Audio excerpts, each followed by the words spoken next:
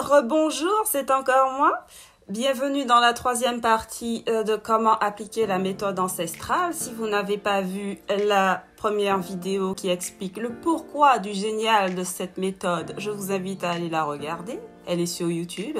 Si vous n'avez pas vu la partie shampoing, je vous invite à regarder. Si vous n'avez pas vu la partie tuto qui explique comment appliquer le bain d'huile, je vous invite à la regarder aussi. Et maintenant, on va s'attaquer à la peau. Je vais vous parler de ce que je sais et je vais vous montrer comment j'applique l'huile sur ma peau sous la douche. Je récapitule rapidement si vous n'avez pas envie d'aller voir toutes ces vidéos qui expliquent pourquoi on doit mettre de l'huile sous la douche quand on est noir ou métisse. Rapidement. Premièrement, on utilise des détergents qui ne sont pas adaptés à notre peau. Pourquoi? Parce que lorsque l'on est, on a une peau parfaite et quand on grandit, on s'éloigne de cette peau parfaite. On a une tendance à avoir une peau sèche, alors que les blancs et les asiatiques ont une peau grasse. Et on utilise le même shampoing et les mêmes savons que les blancs et les asiatiques. Donc on s'éloigne encore plus de la peau parfaite. On a encore une peau on a une peau encore plus sèche. Et du coup, je vais vous donner un exemple tout simple. Si on met une noire et une blanche dans une pièce pendant 3 jours et qu'elles ne bougent pas, elles ne transpirent pas, etc. et qu'ensuite elles se lavent avec le même savon, eh bien, ce qu'elles vont voir, les noirs, la noire, ce qu'elle va voir au fond du bac à douche, c'est sa peau. C'est sa peau qu'elle a arrachée. C'est sa peau qu'elle a traumatisée, qui noircit ses coudes et ses genoux là. Sa peau a décidé de se défendre en faisant une peau un peu plus épaisse et plus foncée.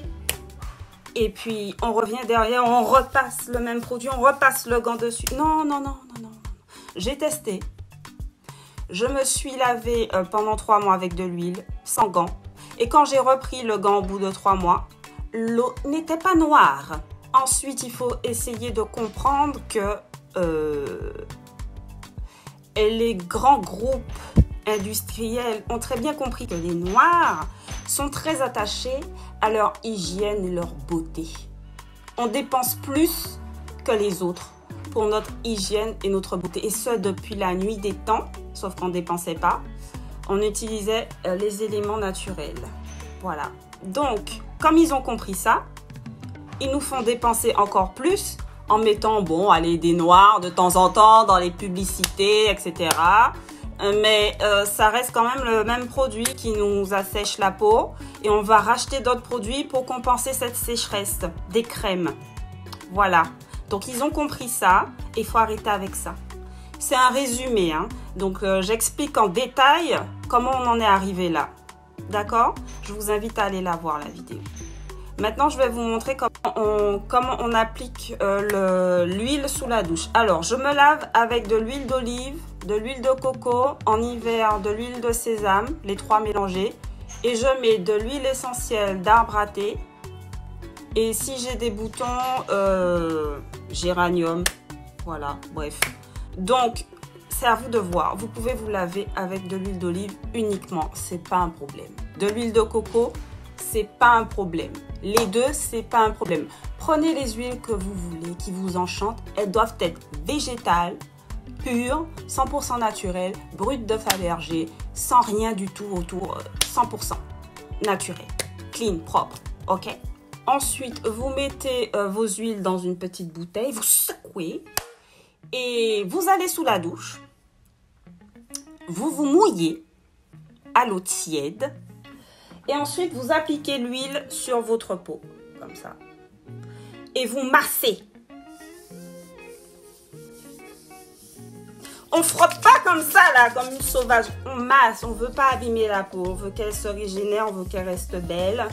Voilà. On est gentil, on s'aime. Voilà. Une fois que vous avez massé toute votre peau partout, hein, comme ça, ça n'a pas changé. Pour les muqueuses, on ne met pas de savon sur les muqueuses. Hein. Ça n'a jamais été. Ce ne sera pas la même chose avec l'huile. On va pas... Non. On ne met pas d'huile sur les muqueuses.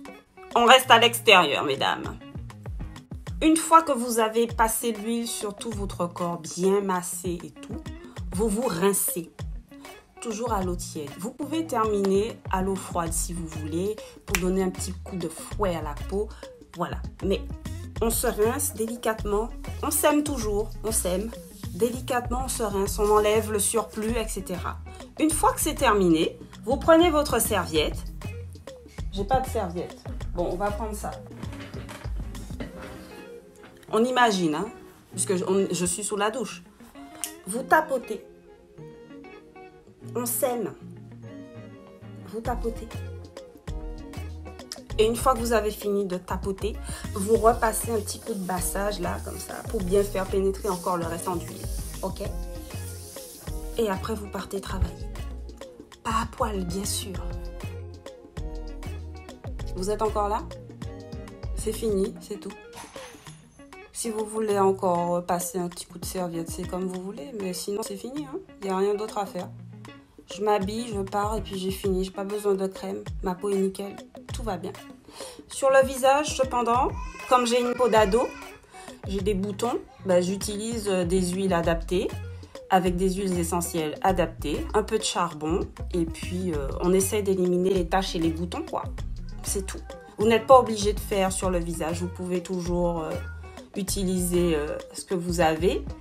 Mais après, il ne faudra pas se plaindre d'avoir des rides à 40 ans. Ok? Allez, bye bye.